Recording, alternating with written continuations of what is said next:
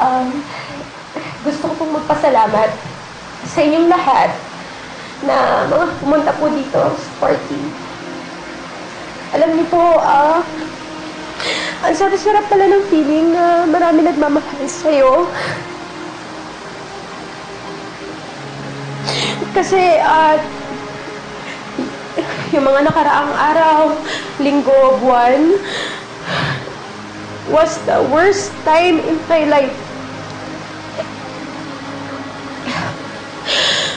Ang hirap-hirap pala sa loob ng kulungan. Mag-isa po ako doon. Akala ko po, kakayanin ko. Alam nyo, yung sa totoo lang, bibigay na po talaga ako.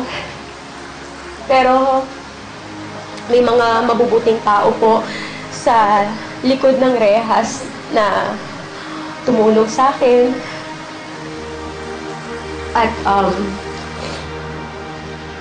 At hindi sila sumuko para sa akin.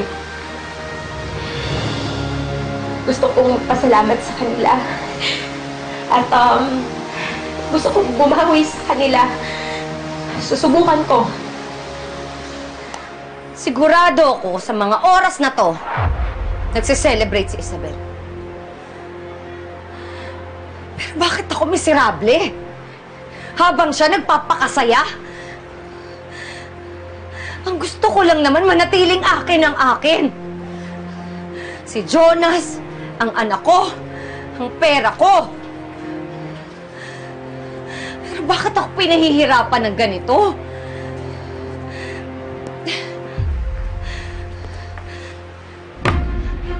Matatapos din ang lahat ng ito.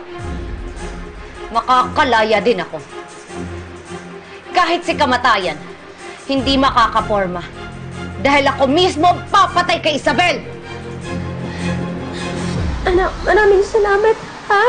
Pinatawad mo ko. Alam mo,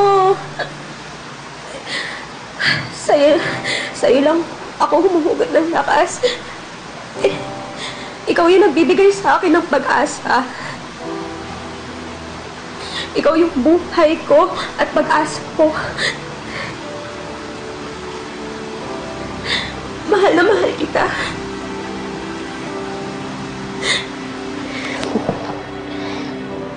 Cheers!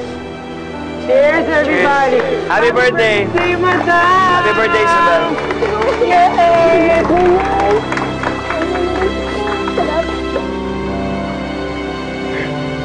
Thank you. Salamat.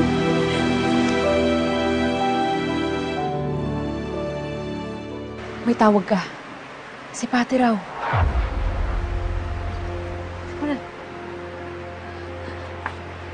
Pati, nakausap ko na si attorney kanina. Malaki daw yung chance na madismiss na yung kaso mo. Ang ibig sabihin, makakalaya na ako?